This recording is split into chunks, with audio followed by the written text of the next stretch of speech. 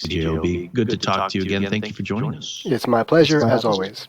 What is the data? And when you look at Manitoba and other provincial data, what is that all telling you? It tells us that we're seeing unprecedented transmission across the country.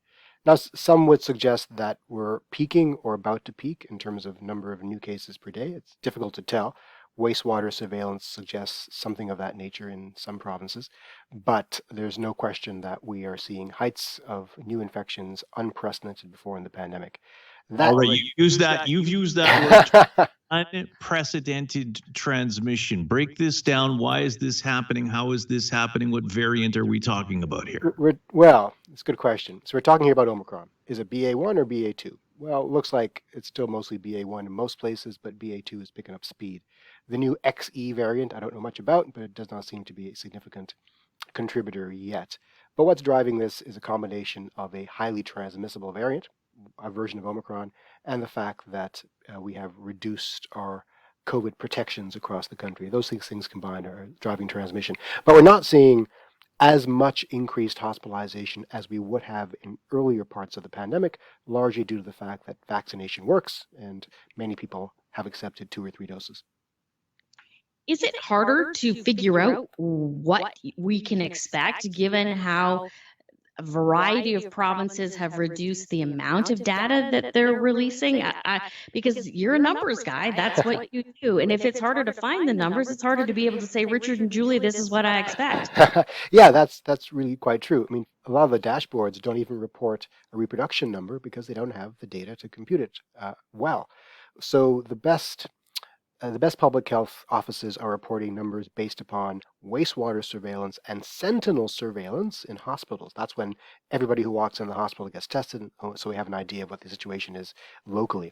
So yeah, it's not ideal. It's not ideal. But the extent to which we have objective data suggests very high amounts of transmission.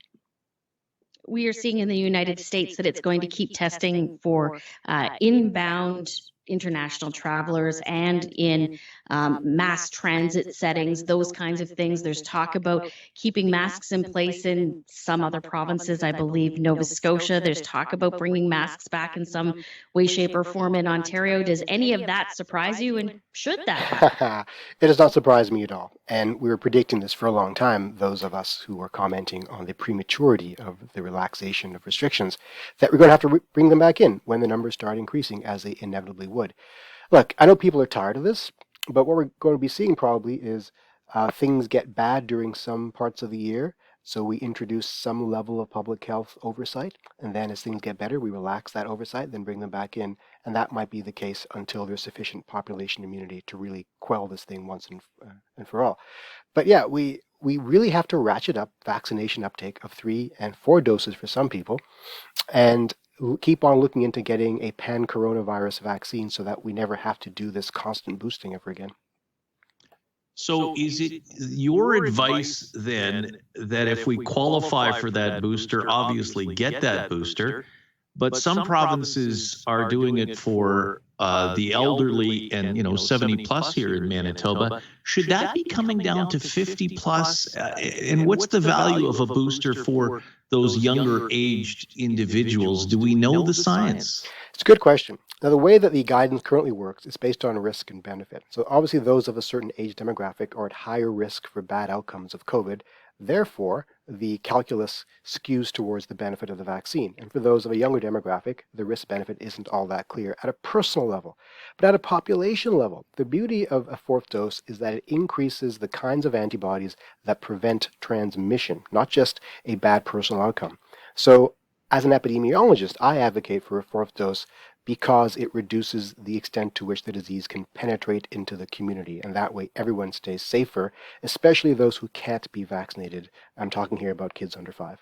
And Julie, part of the messaging here has to be we're going to have mask mandates come and go as well, but it also has to be of that personal responsibility to, in closed quarters, to wear those masks, and don't be afraid to mask up.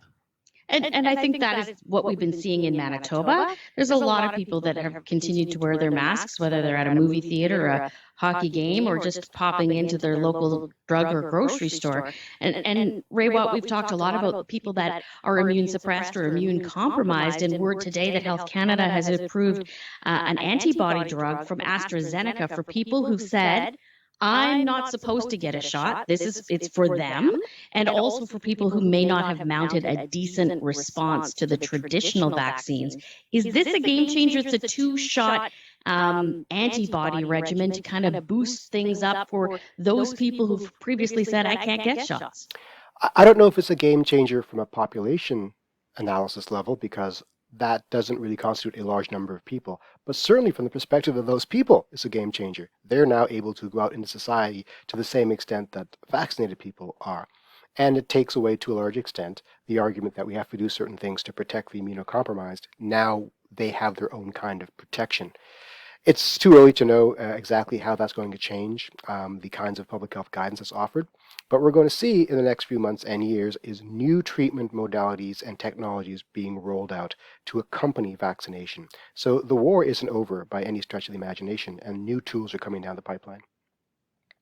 And that's the point. So we've got this approval today. We don't know when or if it would come to Manitoba, but we're also hearing about those treatments like Paxlovid. They've opened up who can get it to a few more people in Ontario. I'm not sure about what is happening in Manitoba, but treatment, vaccination, all of these things will work together.